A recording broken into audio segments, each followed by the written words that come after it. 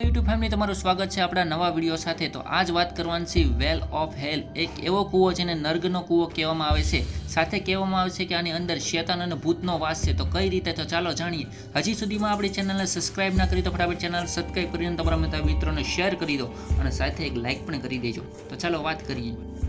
યમનના રણની મધ્યમાં એક એવો કૂવો છે જે લાંબા સમયથી વૈજ્ઞાનિકોને મૂંઝવણમાં મૂક્યા હતા। યમનના બારહુત મુંબઈમાં આવેલા આ કૂવા નર્કનો માર્ગ તરીકે જાણીતો બન્યો રહ્યો। હવે ઓમાનની 8 લોકોની ટીમ તેની નીચે ઉતરી છે અને ચાલો જોઈએ કે આ રહસ્યમય ખાડાની અંદર શું છે। કહેવામાં આવે છે કે અહીં શેતાનને કેદ કરવામાં આવતા હતા। કહેવાય છે કે તેની અંદર જીન અને ભૂત રહે છે। સ્થાનિક લોકો તેની નજીક જવાથી દૂર છે, પરંતુ તેના વિશે વાત પણ નથી કરતા। તેમની સાથે આવું થશે અથવા વસ્તુ ખરાબ થવા લાગશે એવું વિચારીને એ લોકો આના વિશે વાત પણ નથી કરતા। ઓમાનના નજીક મળેલી આવી આ ખાડો 30 મીટર પહોળો અને 100-250 મીટર ઊંડો અને યમનના અધિકારીઓએ લાંબા સમય સુધી વિચારતા રહ્યા કે આ વિશાળ ખાડાની તળિયામાં આખી છે શું। ઓમાન કેવા એક્સપ્લોરેશન ટીમ યાની કે OCET આ ખાડામાં ઉતરી અને અહીં મોટી સંખ્યાઓમાં સાપ જોવા મળ્યા। આ સિવાય ગુફાઓમાં કેટલાક મૃત પ્રાણીઓ અને મોતી પણ મળી આવ્યા હતા।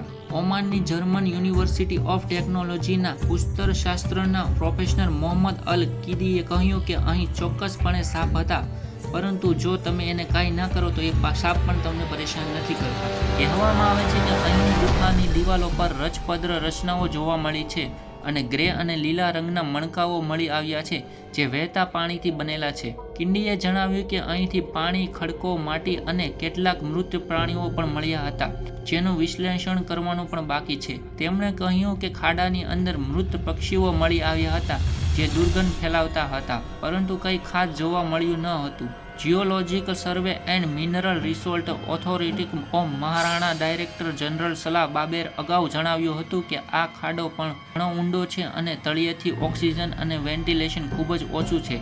સલાહે કહ્યું કે તે 50 મીટર નીચે ગયો હતો અને પછી ત્યાંથી તેમને ઓક્સિજન લેવલ કમ થઈ ગયું હતું અને બહુ જ જ્યાદા અંધકાર થઈ ગયો હતો, જેના લીધે તે વિડીયોગ્રાફી પણ કરી શકતા ન હતા। અને કહેવામાં આવે છે કે અહીંયા બહુ સારી ગંધ આવવા લાગી હતી, કેમ કે નીચે જે જાનવર મરી ગયા હતા તેની ગંધ વધારે આવતી હતી। કહેવામાં આવે છે કે આ ખાડો લાખો વર્ષ જૂનો છે અને અહીંયા ભગવાનના સમયમાં શેતાન અને રાક્ષસોને કેદ કરવા માટે નર્કનો રાસ્તો બનાવેલો હતો। આનું રહસ્ય હજી સુધીમાં કોઈને જાણીતું નહીં, ત્યારથી આ કૂવાને રહસ્યમય તરીકે કહી શકીએ છીએ અને આની જાણ અને ખોજ હજી પણ ચાલુ છે। આ વિડીયો કેવો લાગ્યો કોમેન્ટમાં જરૂર કહેજો અને તમારા બધા મિત્રોને શેર કરજો અને સાથે આપણા નવા વિડીયો જોવા માટે આપણી ચેનલને સબસ્ક્રાઇબ કરતા જજો।